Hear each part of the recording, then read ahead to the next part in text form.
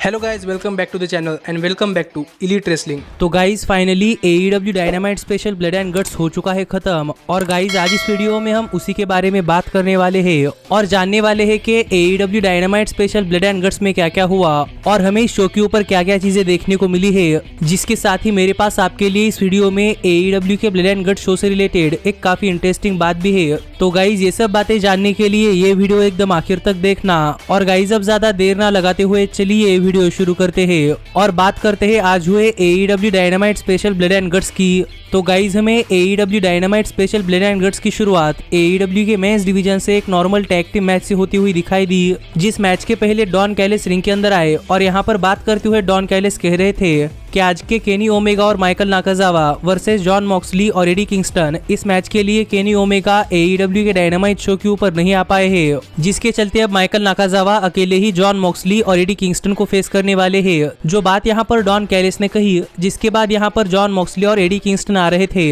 लेकिन गाइस तभी हमने देखा कि केनी ओमेगा ने पीछे से आकर जॉन मॉक्सली के ऊपर अटैक कर दिया, जिसके बाद हमें एडी किंगस्टन और जॉन मॉक्सली और केनी ओमेगा और माइकल नाकाजावा के बीच में नॉर्मल टैग टीम मैच शुरू होता हुआ दिखाई दिया है। और गाइस इस मैच की शुरुआत से ही केनी ओमेगा और माइकल नाकाजावा मिलकर जॉन मॉक्सली और एडी किंगस्टन के ऊपर काफी ब्रूटली अटैक कर रहे थे। लेकिन गाइस जब एडी किंगस्टन और जॉन मॉक्सली को इस मैच में अपना कमबैक करने का मौका मिला, तब एडी किंगस्टन और जॉन मॉक्सली ने मिलकर माइकल नाकाजावा के ऊपर काफी ब्रूटली अटैक कर दिया। जो अटैक देखकर केनी ओमेगा ये मैच छोड़कर चले गए और फाइनली इस मैच के आखिर में जॉन मॉक्सली और एडी किंगस्टन ने मिलकर माइकल नाकाजावा के ऊपर अपना फिनिशर लगाकर माइकल नाकाजावा को पिन कर ये मैच जीत लिया है। लेकिन गाइस ये मैच खत्म होने के बाद यहाँ पर द यंग बक्स आ गए और यहाँ पर आकर द यंग बक्स ने जॉन मॉक्सली और एडी किंगस्टन को डिस्ट्रैक्ट किया, जिसका फायदा उठाकर गुड ब्रदर्स ने पीछे से आकर जॉन मॉक्सली और एडी किंगस्टन के ऊपर अटैक कर दिया। और इसके बाद यहाँ पर द यंग बक्स और केनी ओमेगा भी आ गए और इन सबने मिलकर जॉन मॉक्सली और एडी किंगस्टन के ऊपर काफी ब्रूटली अटैक किया है।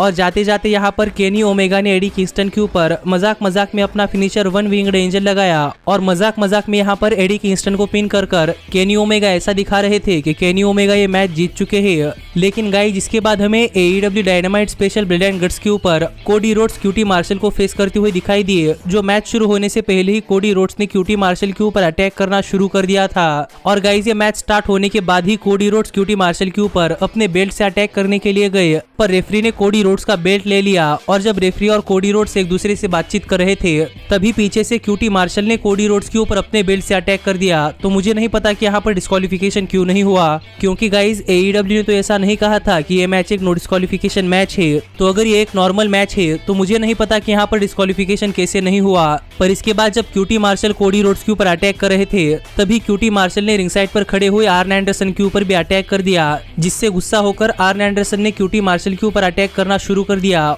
जिसके चलते यहाँ पर काफी सारे रेफरीज आ गए और वो आर्न एंडरसन को बैकस्टेज ले गए। जिसके बाद हमें ये मैच एक काफी बढ़िया मैच देखने को मिला है, जिस मैच में एक टाइम के लिए क्यूटी मार्शल ने कोडी रोड्स के ऊपर उनका ही फिनिशर क्रॉस रोड्स लगा दिया, पर इसके बाद भी कोडी रोड्स ने यहाँ पर किक आउट किया। और जब क्यूटी मार्शल यहाँ पर कोडी रोड्स के ऊपर अपना फिनिशर डायमंड कटर लगाने के लिए गए, तब कोडी ने इस चीज को रिवर्स कर लिया और गाइस कोडी रोड्स ने क्यूटी मार्शल के ऊपर एक टूम्बस्टोन पाइल ड्राइवर लगाया, जिसके बाद भी हमें यहाँ पर क्यूटी मार्शल की तरफ से किक आउट देखने को मिला है। और इसके बाद कोडी रोड्स ने क्यूटी मार्शल के ऊपर अपना फिनिशर क्रॉस रोड्स लगाया और फिर भी क्यूटी मार्शल ने यहाँ पर किक आउट कर दिया, जिसके चलते फाइनली कोडी रोड्स ने क्यूटी मार्शल के ऊपर अपना फिनिशर फिगर 4 लेग लॉक लगाया, जो फिनिशर क्यूटी मार्शल सहन नहीं कर पाए। और गाइस क्यूटी मार्शल ने यहाँ पर टैप आउट कर दिया और सबमिशन के सहारे कोडी रोड्स से मैच जीत चुके थे। लेकिन कोडी रोड्स के मैच जीतने के बाद यहाँ पर एंथनी ओगोगो आ गए और एंथनी ओगोगो ने कोडी रोड्स के मिड सेक्शन के ऊपर एक काफी जोरदार पंच लगाया, जिससे कि कोडी रोड्स काफी दर्द में थे। और यहाँ पर एंथनी ओगोगो ने इंग्लैंड का झंडा लेकर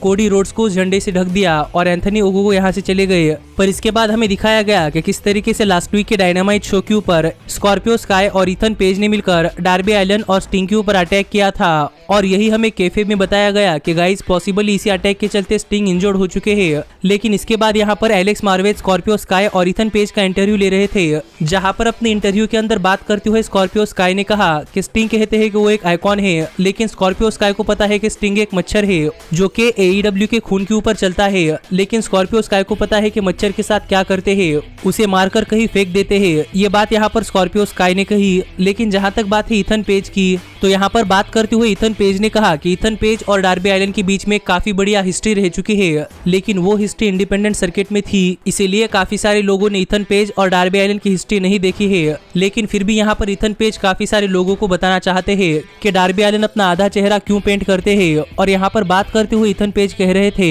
कि इथन पेज ने डार्बी एलिन के चेहरे के ऊपर इतना ब्रूटली अटैक किया है कि वो अपने आप के ऊपर हुआ अटैक छिपाने के लिए अपना आधा चेहरा पेंट करते हैं। और जहाँ तक बात है डार्बी एलिन के एल्बो की, तो यहाँ पर इथन पेज बात करते हुए कह रहे थे कि इथन पेज ने डार्बी एलिन को इंजोर्ड किया था, जिससे कि डार्बी एलिन के एल्बो के अंदर डार्बी एलिन को एक रॉड फिक्स करना पड़ चुका है। जो बात यहाँ पर इथन पेज कर ही रहे थे, लेकिन तभी यहाँ पर पीछे से डार्बी एलिन आ गए और यहाँ पर आकर डार्बी एलिन ने इथन पेज और स्कॉर्पियो स्काई इन दोनों के ही ऊपर काफी तगड़ा अटैक करना शुरू कर दिया। लेकिन फिर भी यहाँ पर डार्बी एलिन के लिए ये सिचुएशन 2-on-1 थी, इसलिए यहाँ पर स्कॉर्पियो स्काई और इथन पेज को एक एडवांटेज मिला और यहाँ पर स्कॉर्पियो स्काई और इथन पेज ने डार्बी एलिन को स्टेयर्स से नीचे फेंक दिया। जिसके बाद हम देख रहे थे कि गाइस डार्बी एलिन अपने एल्बो को पकड़ रहे थे, जिसके चलते तो मुझे ऐसा लगता है कि गाइस अगर यहाँ पर इथन पेज और डार्बी एलिन की राइवलरी होती है तो हमें यहाँ पर प्रोबेबली डार्बी एलिन का एल्बो इंजर्ड है इस तरीके की स्टोरी लाइन देखने को मिलने वाली है। पर इसके बाद हमें डायनामाइट शो के ऊपर AEW के विमेंस डिवीजन से एक नॉर्मल 1-on-1 मैच देखने को मिला, जहाँ पर doctor Britt Baker local talent Julia Hart को फेस कर रही थी। और गाइस अगर यहाँ पर हम बात करें इस मैच की,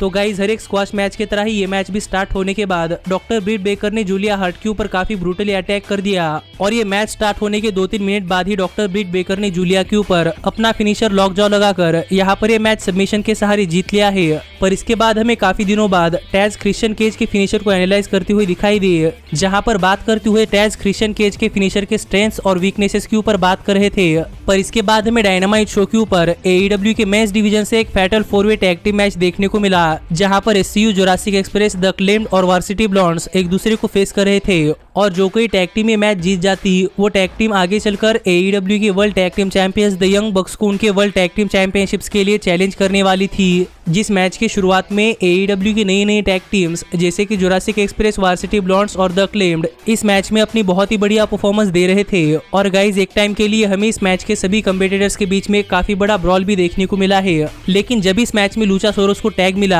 तब लूचासोरस ने यहाँ पर पूरी की पूरी रिंग खाली कर दी और जब इस मैच के आखिर में ब्रायन पिलमन जूनियर लीगल थे तब SCU ने बाकी सभी टैग टीम्स को रिंग के बाहर फेंक दिया और ब्रायन पिलमन जूनियर के ऊपर अपना फिनिशर BDE लगाकर यहाँ पर क्रिस्टोफर डेनियल्स और फ्रैंकी कजेरियन ने ये मैच जीत लिया है। लेकिन फ्रैंकी कजेरियन और क्रिस्टोफर डेनियल्स के ये मैच जीतने के बाद हमें जॉन मॉक्सली का एक बैकस्टेज सेगमेंट देखने को मिला, जहाँ पर जॉन मॉक्सली यूजी नागाटा के बारे में बात कर रहे थे और यहाँ पर जॉन मॉक्सली ने कहा कि मॉक्सली ने पूरे रिस्पेक्ट के साथ यूजी नागाटा को एक मैच के लिए चैलेंज किया था, लेकिन यूजी नागाटा मॉक्सली को रिस्पेक्ट नहीं दे रहे। और रेसलिंग इंडस्ट्री एक ऐसी इंडस्ट्री है जिस इंडस्ट्री के अंदर अगर आप काफी एक्सपीरियंस्ड भी है तो फिर भी यहाँ पर आपको सीखने के लिए कुछ ना कुछ मिलता है। और next week Jon Moxley Yuji Nagata को अपने अपोनेंट की रिस्पेक्ट करना सिखाने वाले हैं, जो बात यहाँ पर जॉन मॉक्सली ने कही। लेकिन गाइस जिसके बाद हमें डायनामाइट शो के ऊपर केनी ओमेगा की एक काफी बड़ी अनाउंसमेंट जानने को मिली और इस अनाउंसमेंट के लिए तो केनी ओमेगा आ गए जो कि एकदम फेस सुपरस्टार की तरह एक्ट कर रहे थे। लेकिन केनी ओमेगा ने टोनी शिवानी से कहा कि अनाउंसमेंट टोनी शिवानी ही कर दे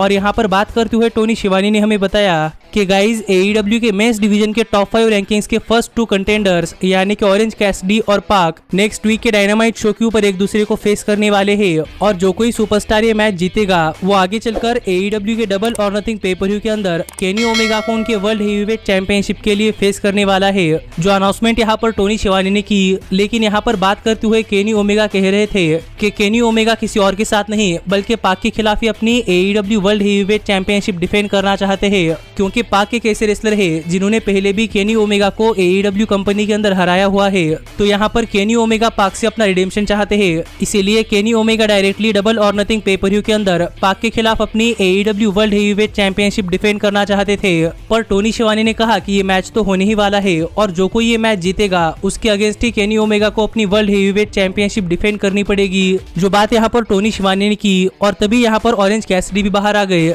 और यहाँ पर बात करते हुए केनी ओमेगा ने ऑरेंज कैसिडी की बेइज्जती कर दी और यहाँ केनी ओमेगा ने ऑरेंज कैसिडी से कहा कि ऑरेंज कैसिडी के पास तो केनी ओमेगा से लेने के लिए कुछ नहीं है, लेकिन केनी ओमेगा के पास ऑरेंज कैसिडी से लेने के लिए कुछ है और वो कुछ और नहीं बल्कि उनके गॉगल्स है, जो फैशन स्टाइल केनी ओमेगा ने ही इन्वेंट की थी। इसीलिए यहाँ पर केनी ओमेगा ऑरेंज कैसिडी के ग्लासेस लेकर चले गए। जिसके बाद हमें डायनामाइट शो के ऊपर मीरो भी बात करती हुई दिखाई दी और यहाँ पर बात करते हुए मीरो ने कहा कि उन्होंने काफी पहले कहा था कि वो अब AEW कंपनी के अंदर अपना सिंगल्स करियर स्टार्ट करने वाले हैं और इसीलिए मीरो यहाँ पर ये बताने के लिए आए थे कि नेक्स्ट वीक के डायनामाइट शो के ऊपर मीरो डार्बी एलन को उनके TNT चैंपियनशिप के लिए चैलेंज करने वाले हैं और ये मैच कंफर्म हो चुका है। और इस मैच के लिए जो मीरो ने कॉन्ट्रैक्ट साइन किया है वो कॉन्ट्रैक्ट बताता है कि अगर डार्बी एलन नेक्स्ट वीक अपनी TNT चैंपियनशिप डिफेंड करने के लिए नहीं आ पाए या फिर किसी ना किसी वजह से नेक्स्ट वीक डार्बी एलन अपनी TNT चैंपियनशिप डिफेंड नहीं कर पाए तो डार्बी एलन को अपनी TNT चैंपियनशिप वैकेंट करनी पड़ेगी और न्यू TNT चैंपियन होंगे मीरो। जो बात यहाँ पर मीरो ने बताई और ये बात कहकर मीरो यहाँ से चले गए।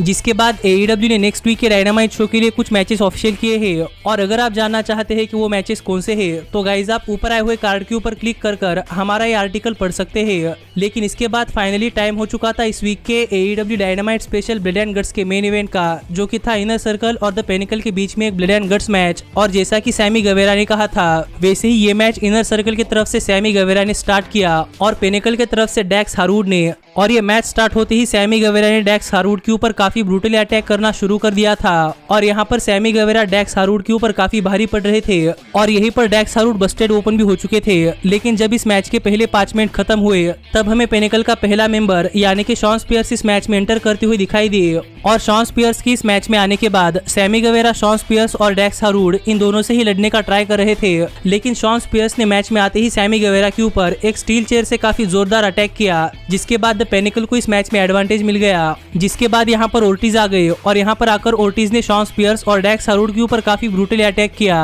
और यहीं पर हमें सैमी गवेरा और शॉन स्पियर्स की तरफ से काफी बढ़िया स्पॉट देखने को मिला कि सैमी गवेरा और शॉन स्पियर्स जब ये दोनों ही अपोजिट रिंग्स के अंदर खड़े थे तो वहीं से ये दोनों ही सुपरस्टार्स टॉप रोप के ऊपर आ गए और वहां से सैमी गवेरा ने शॉन स्पियर्स के ऊपर एक काफी बढ़िया स्पेनिश फ्लाई लगाया जो स्पॉट देखने के लिए काफी बढ़िया रहा। लेकिन इसके बाद इस मैच के अंदर कैश व्हीलर आ गए और दूसरी तरफ से सैंटाना आ गए, जिन दोनों टैग टीम के बीच में भी हमें काफी बढ़िया ब्रॉल देखने को मिला है। पर इसके बाद यहाँ पर इस मैच के अंदर वार्डलो आ गए जिनके ऊपर इनर सर्कल के सभी मेंबर्स ने मिलकर अटैक करने की कोशिश की, लेकिन गाइस वार्डलो यहाँ पर सभी के ऊपर भारी पड़ गए। दूसरी तरफ इनर सर्कल की तरफ से इस मैच के अंदर जेक हेगर आ गए और जेक हेगर ने पिनेकल के तीनों ही मेंबर यानी कि कैश व्हीलर, डैक्स हारूड और शॉन स्पियर्स के ऊपर काफी तगड़ा अटैक किया। जिसके बाद हमें वार्डलो और जेक हेगर एक दूसरे के आमने सामने आते हुए दिखाई दिए और हमें इन दोनों ही सुपरस्टार्स के बीच में काफी बढ़िया कोलिजन देखने को मिला है। लेकिन फाइनली इस मैच के अंदर इनर सर्कल के फाइनल मेंबर MJF आ गए, जिनके इस मैच के अंदर आने के बाद पेनिकल इनर सर्कल के ऊपर काफी भारी पड़ चुकी थी। लेकिन दूसरी तरफ से इनर सर्कल के लास्ट मेंबर और लीडर क्रिस जेरिको भी आ गए और क्रिस जेरिको की इस मैच के अंदर आने के बाद हमें पेनिकल और इनर सर्कल के बीच में काफी बढ़िया स्टेयर डाउन देखने को मिला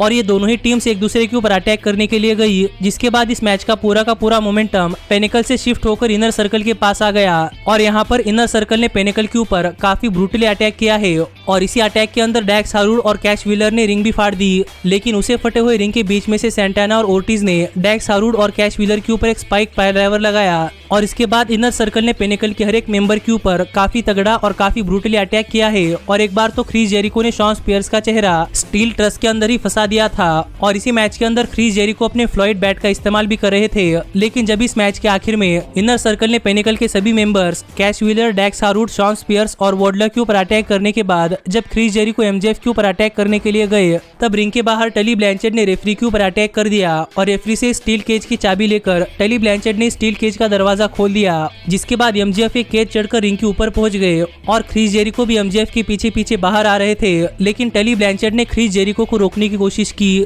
जिस कोशिश के अंदर क्रिस जेरिको ने टली ब्लैंचेट के ऊपर काफी जोरदार अटैक किया है और फाइनली क्रिस जेरिको भी स्टील केज चढ़कर MJF के साथ ऊपर पहुंच गए, जहां पर क्रिस जेरिको ने MJF के ऊपर अपना फिनिशर वॉल्स ऑफ जेरिको लगाया। लेकिन किसी तरीके से MJF ने क्रिस जेरिको के ऊपर एक लो ब्लो लगाकर MJF ने यहाँ पर अपने आप को छुड़ा लिया और यहाँ पर MJF ने क्रिस जेरिको के ऊपर अपना फिनिशर फुजीवारा आर्मबार लगाया, जिसके ऊपर क्रिस जेरिको टैप करते करते रह गए। पर गाइज अब तक जितना बढ़िया ये मैच हुआ है उतनी ही घटिया मुझे इस मैच की एंडिंग लगी, जो कि रेसलिंग के हिसाब से देखी जाए तो काफी वर्स्ट थी। लेकिन गाइज अगर यहाँ पर हम स्टोरी लाइन पर्सपेक्टिव से देखें तो गाइज ये एंडिंग भी काफी सेंस बनाती है। लेकिन गाइज इस मैच की एंडिंग बताने से पहले मैं आपको बताना चाहूंगा कि आपके ही डिमांड के ऊपर मैंने ये पूरा का पूरा मैच हमारे चैनल के एप्लीकेशन के ऊपर शेयर कर दिया है और गाइज आप ऊपर आए हुए कार्ड के ऊपर क्लिक कर हमारे चैनल के एप्लीकेशन के अंदर जाकर ये पूरा का पूरा मैच चेकआउट कर सकते हैं। और अगर आपको नहीं पता तो गाइज मैं आपको बताना चाहूंगा कि हमारे चैनल की एक एप्लीकेशन भी है, जिस एप्लीकेशन के अंदर आपको हमारे चैनल पर आने वाला सभी स्टफ और AEW के सभी अपडेट्स हमारे चैनल पर आने से पहले ही हमारे चैनल के एप्लीकेशन के ऊपर पता चलती है और वहीं पर आप AEW के फुल मैचेस भी चेकआउट कर सकते हैं। तो गाइज ये सब सर्विसेज एकदम फ्री में पाने के लिए ऊपर आए हुए कार्ड के ऊपर क्लिक कर ये वीडियो चेकआउट कर हमारे चैनल की एप्लीकेशन डाउनलोड करना मत भूलना।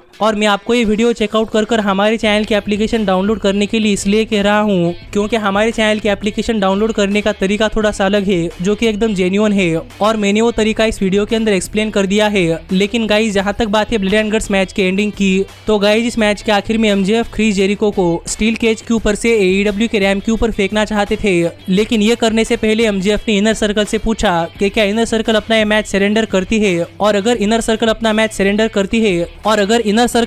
सरेंडर करती है तो फिर एमजेएफ क्रिस जेरिको को छोड़ देंगे। जो बात यहाँ पर एमजेएफ ने कही जिसे सच मानकर इनर सर्कल ने इस मैच में सरेंडर कर दिया है, क्योंकि इनर सर्कल के मेंबर्स क्रिस जेरिको को इतनी ऊपर से नीचे गिरते हुए नहीं देखना चाहते थे, जिसके चलते इनर सर्कल ने ये मैच सरेंडर कर दिया है। और गाइज ये मैच पिनेकल जीत चुकी थी, लेकिन इसके बावजूद भी एमजेएफ ने क्रिस जेरिको को स्टील केज के ऊपर से नीचे एईडब्ल्यू के एंट्रेंस रैंप के ऊपर फेंक दिया, जिसके बाद क्रिस जेरिको की हालत तो काफी बुरी दिखाई दे रही थी। लेकिन गाइज इसी तरह इस वीक का AEW dynamite special blood and guts show off air गया, और ब्लड एंड गट्स मैच की एंडिंग देखकर मुझे ऐसा लगता है कि ये एंडिंग स्टोरी लाइन के पर्सपेक्टिव से काफी अच्छी है, लेकिन गाइज रेसलिंग के पर्सपेक्टिव से नहीं। जिसके ऊपर आपका क्या कहना है ये आप मुझे कमेंट कर बताइए। और ऐसे ही एईडब्ल्यू के काफी अपडेट्स काफी जल्दी पाने के लिए ये वीडियो चेकआउट कर हमारे चैनल की एप्लीकेशन डाउनलोड करना मत भूलना। लेकिन गाइज अब मैं मिलता हूँ आपसे अगली वीडियो में, पर तब तक stay healthy, stay happy and keep watching elite wrestling. Hey, did you like that video? Click the screen for more. And where do you think you're going? Check out our official merchandise page and to support the entire cast. And thanks so much for being the elite. The elite, the elite. What, Nick, you're not going to sing it all with me this time?